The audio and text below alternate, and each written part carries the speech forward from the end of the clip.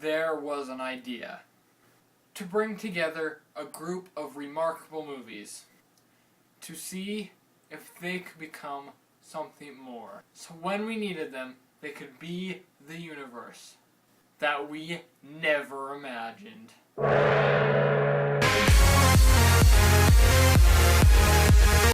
The Disney theory is the idea that every-ish Disney movie, from Moana to Snow White, is connected across two main universes.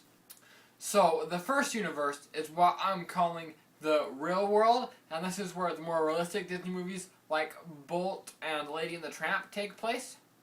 And the second universe is what I would be calling the magical universe. This is where the more, magical movies take place, such as Aladdin and Frozen.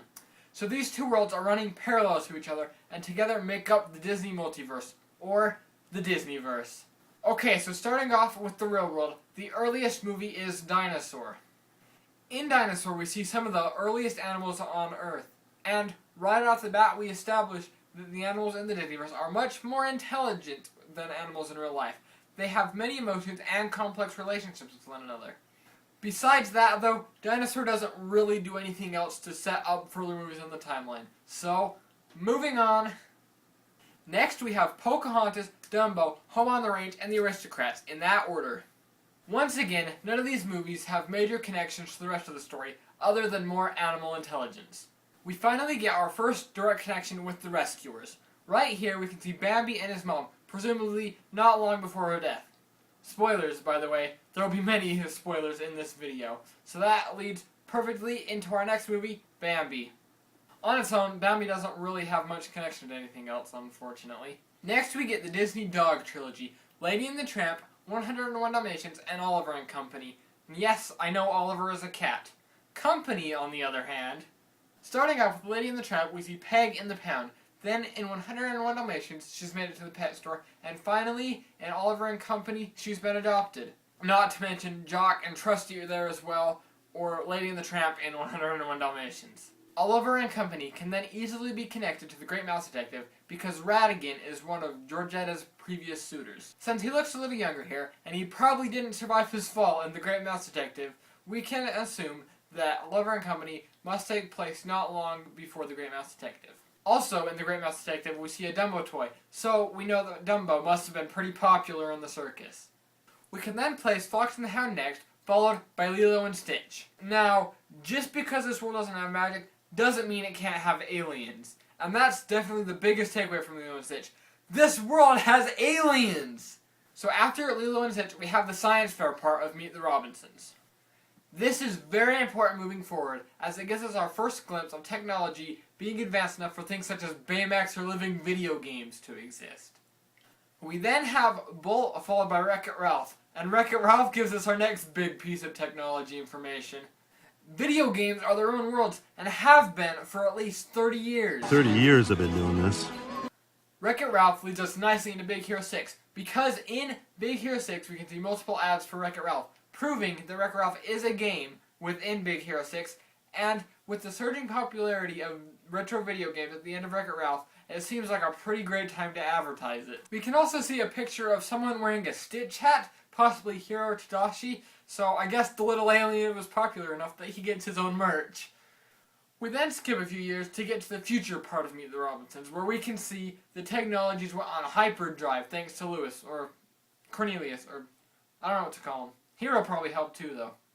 And at last, the latest movie in this timeline is Treasure Planet. Way, way in the future, we can still see the effects that a little blue alien can have on the universe. That's all the movies in the real world timeline, so now for the arguably more fun one, the magical timeline. So kicking off the magical world, we have Brother Bear. So Brother Bear establishes the idea that spirits have powers that can affect the world. We see this through them changing the seasons as well as turning Kenai into a bear. So as the movies progress, we will see a lot more instances of spirits affecting the real world. So next is Hercules and the Lion King, and in both these movies we learn about more spirits and the afterlife. In Hercules, we learn that some of the spirits never make it to the afterlife and are instead trapped in the underworld with Hades. Whereas in Lion King, we can see Mufasa communicating with Simba through the stars. So after that, we have the Sword and the Stone, and oh boy is this a big one. First off, we have Merlin and the introduction of real magic. He can travel through time, as he clearly shows multiple times. He can predict the future and basically teleport. It's more like blast off, but basically the same thing. On top of that, we have Archimedes, and he can talk. I don't know where I'm going with this. Merlin is what's really important here. So now we turn to China for Mulan, and once again we have spirits helping out the living. That really seems to be a theme with these movies. Mushu and Mulan's other ancestors try to help out with the Great Stone Dragon. May he rest in peace. Or should I say pieces? Following that is the Black Cauldron, Sleeping Beauty, Emperor's New Groove, and Snow White and the Seven Dwarfs. Throughout which we see the evolution of magic from Maleficent to Yzma to the Evil Queen. Magic is spreading throughout the world. Side note, The Emperor's New Groove is easily one of the top 5 best Disney movies of all time.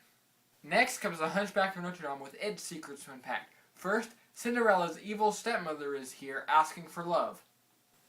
And second, here we can see Aladdin's flying carpet as well as Belle from Beauty and the Beast, which just so happens to be our next movie, followed by The Little Mermaid. In The Little Mermaid, we can see the King and Duke from Cinderella at the wedding. So we know that Cinderella must take place not long after The Little Mermaid, and Moana is after that.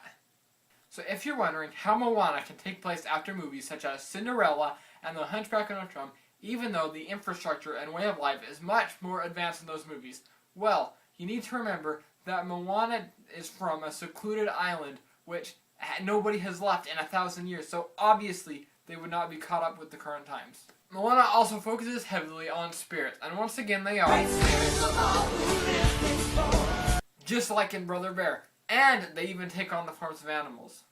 After Moana is Tangled, Frozen, and Tarzan, which are then followed by Aladdin. Throughout Tangled and Frozen, we see people who have much more specific powers like freezing or healing, instead of powers more like Merlin or Ursala.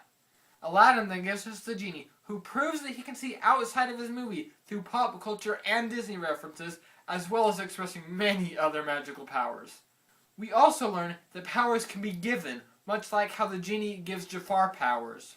So next is Pinocchio, followed by Disney's fairies, and then Peter Pan. I've chosen to include Disney fairies just because it fits so well with Peter Pan, and we know that Peter Pan is part of this universe because you can see his shadow right here in Cinderella. Then we have Atlantis, and for another time we have spirits having power, only this time it's the spirits of the previous leaders who are able to control the heart of Atlantis in order to protect the people. Plus, the Heart of Tafiti and the Heart of Atlantis symbol look awfully similar. And finally, we end with Princess and the Frog. And what do you know? More shadows. Only this time they enter the world as shadows and are more hurtful than helpful. Now, at this point you may be thinking, this is great and all, but this isn't a connected universe. It's 2 connected worlds. Well, that's where Merlin comes in. So according to Arthurian legend, Merlin is said to be able to live for hundreds of years, and I find it hard to believe that in all that time he would not find a way to travel to other dimensions, whether on his own or with the help of a certain genie. I believe that he must have found a way. So, in The Sword in the Stone, Merlin's main goal is to educate Arthur. So if he did discover a new world, it only makes sense that he would really want to educate this world on the history of his. And what better way to do that than through movies? And if he made it to the Disney real world, there are lots of great minds that could help him. But what better person than Cornelius Robinson? So if you've seen Meet the Robinsons recently, you should know that Cornelius' catchphrase is keep moving forward. And do you know who that's a real quote from? Walt Disney. Cornelius is Walt Disney, and with the help of Merlin, he was able to create all the Disney movies to teach his world about a more magical one. So that explains all the Disney references in the real world timeline of the Disneyverse. So that's the Disney theory, at least for now. I would really love to expand upon it and flesh it out more in the future. If I missed anything or if you have any ideas, be sure to leave them down in the comments. And this is the first theory I've ever written, so any pointers would be greatly appreciated. And I will put a link in the description to the place where I got the original idea for the theory. And of course, as always, be sure to leave a like on the video if you enjoyed it and share it with everyone you know. And if you hated it, share and like it anyway, just for fun. And of course, don't forget to subscribe if you haven't already, and thank you so much for watching. I'll see you next time.